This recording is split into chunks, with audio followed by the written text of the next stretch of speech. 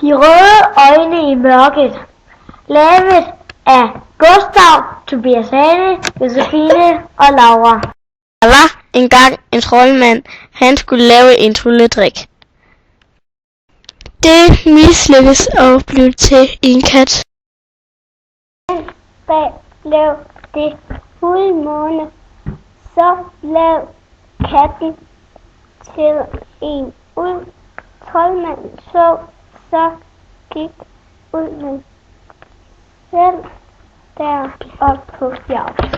Begyndte det at være morgen, så blev ulven normal.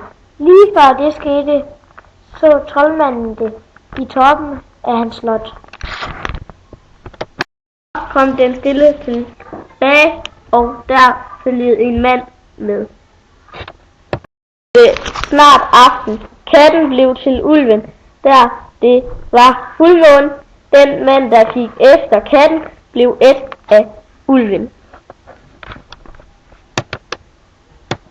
Dagen efter fandt manden spor ud af det. Lige med det samme vidste manden, at det var troldmanden og hans ulv. Lige ved siden af fandt han kniven. På den var der et kort. Der kunne man se, hvor diamanterne ligger. Med det samme gik han i gang med at finde den. En uge efter